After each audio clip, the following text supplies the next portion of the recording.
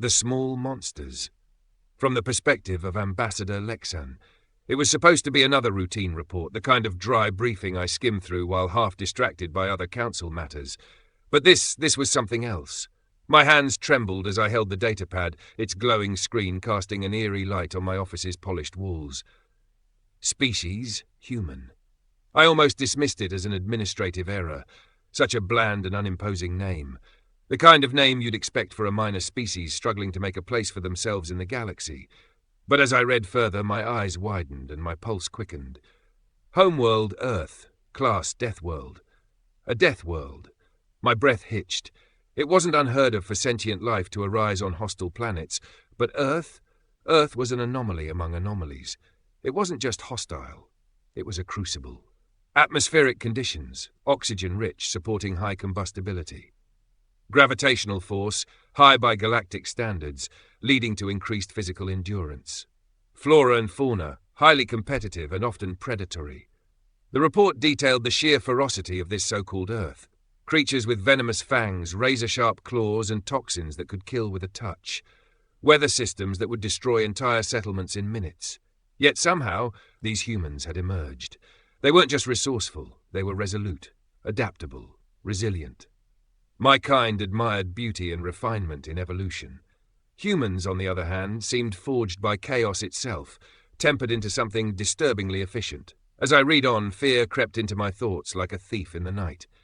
Notable physiological traits: high endurance, rapid adaptability, pain tolerance significantly above average. I gripped the edges of the datapad tighter. A human could endure injuries that would incapacitate most sentients. Their biology was absurd, almost obscene in its efficiency. Behavioral traits: cooperative within groups, highly competitive and territorial.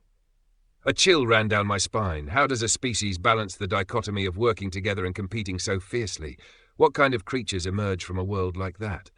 The datapad vibrated, interrupting my spiraling thoughts. A summons. The Galactic Council chamber. The chamber hummed with activity as I entered, my robes swishing lightly against the smooth floor. Dozens of representatives whispered among themselves, their voices a cacophony of speculation. My mind raced as I approached my seat. The humans had sent an envoy. They called it an ambassador, a single representative for an entire species. The idea seemed laughable. What could one being accomplish here, standing before the galaxy's most advanced and ancient civilizations? And then I saw it. The humans stood near the central dais, their stature unassuming yet commanding. They were smaller than I expected, shorter and slimmer than most species in the chamber. Their attire was simple but elegant, with no armor or weapons, just dark fabric that contrasted sharply with their pale skin. But it wasn't the appearance that struck me, it was the way they stood. Their posture was relaxed, but their eyes, those piercing eyes, scanned the room with a predator's awareness. Not out of fear, but out of instinct. Like they were cataloguing weaknesses, calculating strategies. The calm expression they wore was a mask. Beneath it, I could sense the sheer intensity of their presence. The datapad hadn't prepared me for this. I gripped the armrest of my seat, my claws digging slightly into the metal.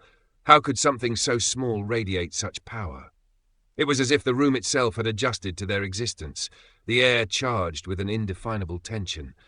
The human stepped forward and spoke. Their voice was calm, measured, and yet it held weight. Every word seemed to carry a hidden promise, or perhaps a warning.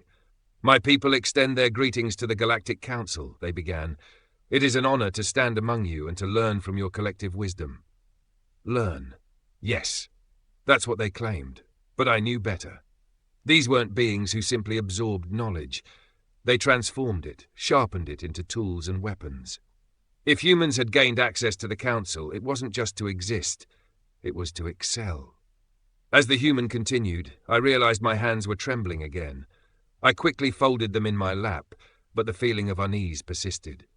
I couldn't shake the image of them on Earth, rising from the ashes of their own hardships, their strength born from a world that seemed designed to destroy them.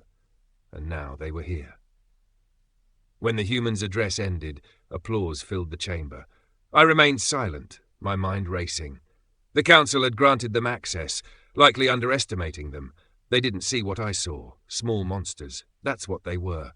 Monsters with sharp minds, unyielding will, and an unsettling ability to adapt.